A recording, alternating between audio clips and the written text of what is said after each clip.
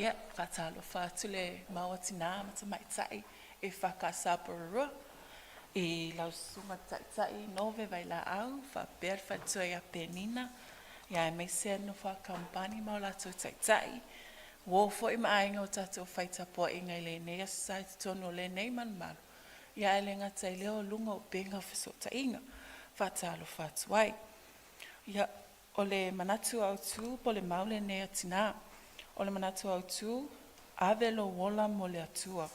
Give your life for God. Tusi whaitau. I saia lona mata upo e ono, a lona whai upo mua mua, se ia whangata mai le valu. Tatou whaitau whatasi ai whamun mole.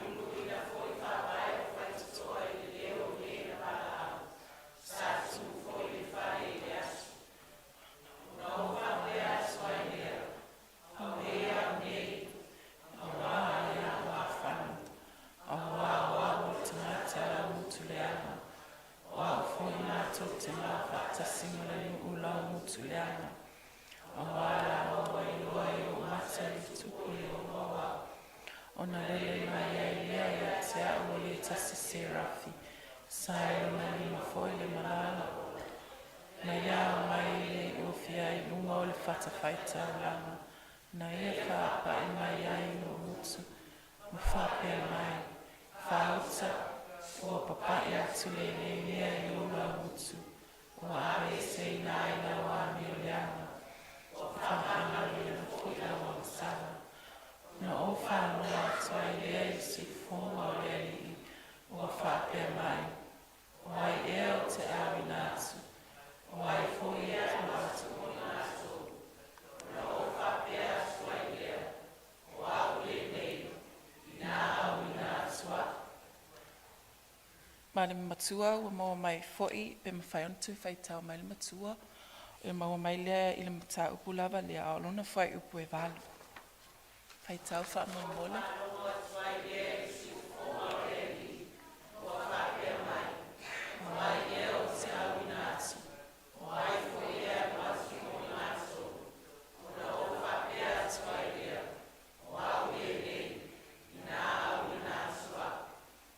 Whaftai. Fia whasoa se Manatu e ala i le tusi whaitau, po ole Manatu Autu, ave lo wola mo le Atua. O le vaenga ma le moli mauina e isai o le mamana o le nofo ali i mamalu o lo o nofo ai le Atua, o lo o whaalia mai a te ia i le teimi o lo o ia matamata ai. E le ngata i se rafi ma o na apau e ono, o le lua e uwhiti ai o na mata, o le isi lua i o na vai, ma le isi lua o le ai. Ua tupua e ai la ngona o le salamo, pe o na whaamatala ina i le whai upue, lima se ia o i le valu. La ngona ua tautino ana ngasala, ma ai o iatu i le Atua, a lofa whaamangalo ia, ai au wina atu i saia, ma lona ola mo le Atua. Whaamaenga ua vaevaina i ai la mātou mau. Vaenga mua mua, e tāpena lava e le Atua lo tātou whaatau waa, mo ana whi au. Vaenga e lua, e whaamangalo e le Atua a tātou wangasala, pe a tātou salamo whaamaoni. Tolu, awane i te ena o tātou wala awina mai le Atua. Ma le Manatu mulmuli, e fia whao ngā e le Atua oe mau i lona finangalo. Vaenga mua mua, e tāpena lava e le Atua lo tātou whaatau waa, mo ana whi au. Moli mau iai le tusi o e feson tā upu e lua, a lona whai upu se fulu, ma le i saiam tā upu e ono, whai upu e lima se i o le valu tātou whaitau whaatasi whaamunu mole.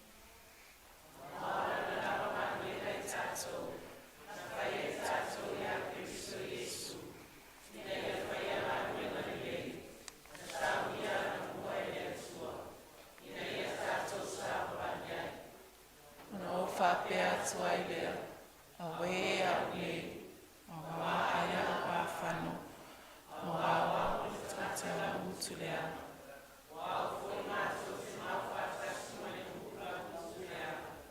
A wā lava o ai loa i o mata le tuku o i o wa au. O na lele mai ai leo i a te au i sa te rafi.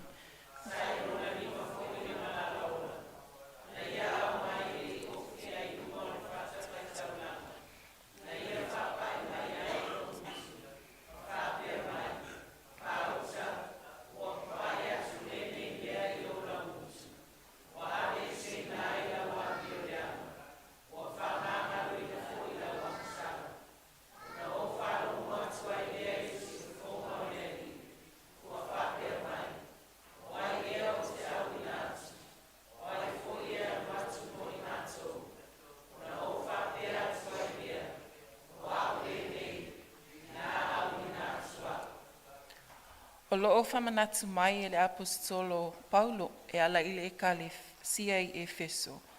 O i tātou o ana mea whainga luenga, mga luenga le atua. Na whausia i tātou i ona aao, malona mamalu, malona whaatu sapa ia.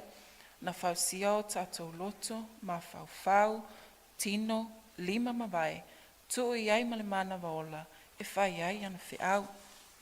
O le tala ia Isaia, o loo manino ma o loo atangia mai ai, lona tautino o ia o tangata ua ngasala, o loo moni mau iai le whai upu e fitu, o loo manino le whaamangalo ina le atua o ana ngasala, ma tāpena ai lona whaatau waa, e whai ana whiau. O le tapenanga Isaia, e au whia ai lona taimi, o lona tangata a atoa, ma lona whaatuatua, ua ia mautinoa le alofa tu noa, ma waha venga a le atua ua whaia mo ia, e tautua ai lona finangalo. Ma le tala malama o loo whamatala ina e le luka me tau mua ma le lua, le tāpena ina e le atua le whaatau waa o le tau boi a Maria, e whanau mai ia te ia le tamatani o Yesu. O Yesu, o ia wala mai ai le whiau o le maliu ma le toitu, e whai ma moli mau, mo tātou tangata kerisiano, e iai le whiau i tua atu o le oti, o le ola lea e whaamavau. Vaenga e lua, e whaamangalo e le atua tātou angasala, pe a tātou sala mua whaamaoni. Whaamautuina le tusi whaitau salamo lona ta upu i 5 mai tasi, whai mua se ia o le tolu, se fulu se ia o le sifulu ma le lua, ma le luka e lona mta upu e 5, o le whai upu e 8, tātou whaitau whaatasi whaamon mole. Le tuai, ia e alofa mai ia te au, e tusa ma lo lava alofa, e tusa ma le tele o lo alofa muti wale, ia e solo ia se au sol tu la fono, ia e matua fufulu mai a te au i la uami o leanga, ma ia e whaamama mai a te au i la uangasala, a wā o iloa e au lo sol tu la fono, e lea o loa foi o na iai luma o lo uangasala. Lea tuai, ia e whaia se loto mama mo au, ma ia e whaafowina se loto mau i tutonu i a te au. Awa e te la foira ina au i o luma, awa foi e te ave se ina lo anganga pa ia i a te au. Ia e whaafoisia mai a te au le oli o le ola tanga mai a te oe. Ia e tā o whima wina fo i au.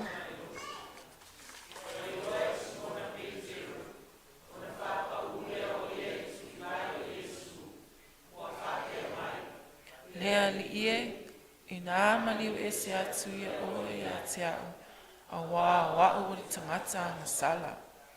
Manilo tusi le nei o salamu, le sala mō wha maoni o tā vita, e ala i lana tatalo wha atawa nau i le atua, ina ia alofa wha maangalo ina na ngasala.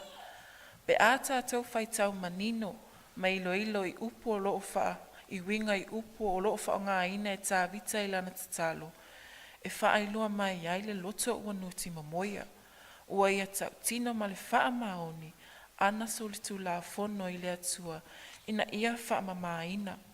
Ma le tusi a luka, o loo wha lia mai ai le talia Simona Peteri a Yesu, e atangia mai ai lona sala mō, ina ua ia ofo tele i le tele o ia ua maua.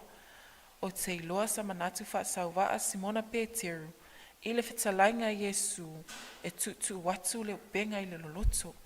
A wao le talia Simona, o loo i le whai upu e 5, o loo whapea, le ali ie, ua atoa le pō o tinga ina i mātou, e le aini mea ua maua, a ona o lau whetalainga, o te tu wifo ai le upenga. O le talia Simona Peteru, e atangia mai ai, e iai winga ua iai fia whaalii, wa le lava, ma le ino Simona Peteru ia Yesu, ina ua alu le pō atoa, o whaangongota, ai le maua nia. O le tali foi lea Simona Peteru, e atangia ia te tātou inisi o taimi, e iai taimi tātou te ino, tātou te aungatata, tātou te le lavava, e tau tua i tutono o tātou e ka le sia, tātou te ngalulua i tutono o whai ngā mālo, whale whai ngā luenga, ai meise tutono o tātou ainga, pe a whautua ina ini mta upu, a wale manuia lau tele. O le whisili la mo i tātou uma, o a fōlinga wa ai o lo atangi ai o tātou loto, ua nuti mamoia, ma ua sala mō wha maon. Vai ngai tolu. Awane te ena o tātou wala awina mai le atua. Awane te ena o tātou wala awina mai le atua. Moli mau i aile i Jeremia mta upu mua mua, whai upu e 5 se ia o i le iwa, ma le mātai o e whā, whai upu e 10 iwa ma le lua 10, whai tau wha mone mole. Oe au le whai a oe au i le manawa. Nā au whapa ia ina oe au le whanau mai oe. Nā au ilo oe perfecta ina uma. Nā whai atua i lea. Awe lea li ie.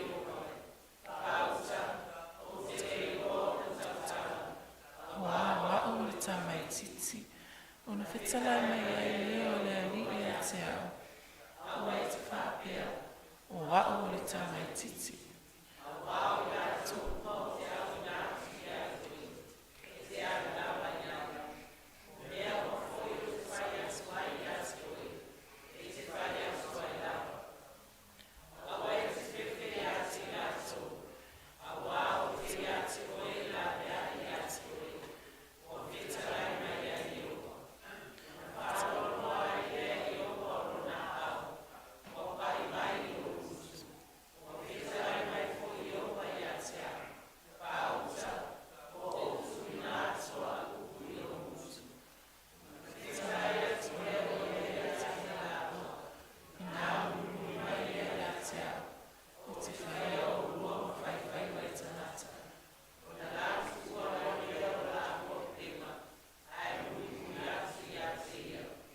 Kaftai, fia wha mafa se wha soa le tusi o Jeremia i lona matau mua mua, ma le whai upu e 5 se i o le iwa. O le tofia ina o le atua Jeremia e vea perfeta, sa manatu Jeremia o ia o se tamaititi, e le tusa le atua finga o le perfeta, ma lona o tangata, ma lona matua, a e mese fo i le vaenga wha le tangata. Pei tai, sa wha maalosi le atua ia Jeremia, e awana i fefe fia ngai matangata, o ia o le atua, e na te pui pui, ma la vea ia te ia. Ma sa wha ia ina Jeremia e pulea nu uma malo. O le wha malo si fo i lea mo tātou le tupulanga, ma le au talavou. Awa le manatu wha tau waa i lo lai titi ma lo talavou. I ngā luenga, o tō finga, ma tiute, ma ngā luenga, o tofi tātou te ngā lue iai. Ma le tusia mātai o lo wha i loa ma wha manatu ina mai ia i tātou o tangata, Taumafai mo le atua. O le lete ena le au uso whai wane o Simona Peteru ma an te le o le la wala auina. Sa la fuai o la upenga, la fuai o la ainga, ai muli atu ia Yesu. Fesili mo i tātou, o ani au penga po upenga whaaritino, ma le whaaleanganga, o loo tāo fiofia, po o te enai o tātou wala auina, mo le finangalo le atua. Mai ngai wha, e fia wha o ngai le atua oe, maa o ilona finangalo. Tusi whai tau, Yeremia ilona mata upe luas ful maleiva, fai upe sfulu tasi, male Roma ilona mata upe sfulu male lua, fai upe mua male lua tatu fai tau fa mole.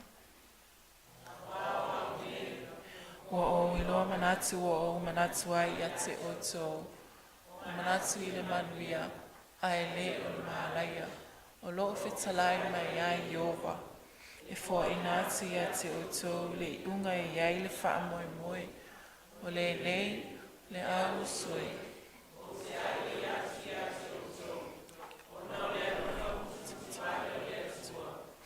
O tutu inatu, o tutino inatu.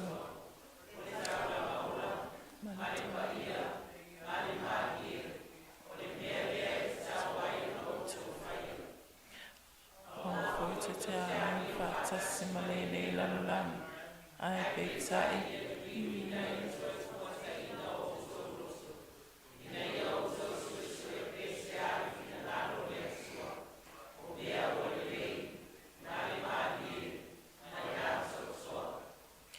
Moni mau mai Yeremia I manatu o lo manatu I ai le atua, e fia whaonga ina I o tatu tangata whatau waa, I mea e manuia ma mala ai. O lo whaamalo si mai ai fo I le apostolo Paulo, ina ia tu ina atua o tatu tino e avea mataulanga ola, ma le paia, ma le malie, e tau tuai le finangalo le atua, whaamautu ina la matou mau, I le pese se lau 5 malefitu fai mua. Ave lo uola ia aonga le ali ia fau ave o so atotoi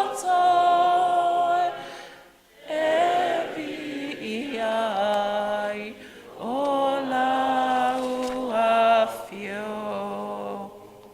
Avea ia le nei tū la, wha, avea ia u male masui o ale Kamupani atina ma Tamaitai. Wha ma wha ma vai atu ai foi, se tasi o tina po Tamaitai ia fua lili. Ia tafi mala lau malanga. O no Yesu, amene.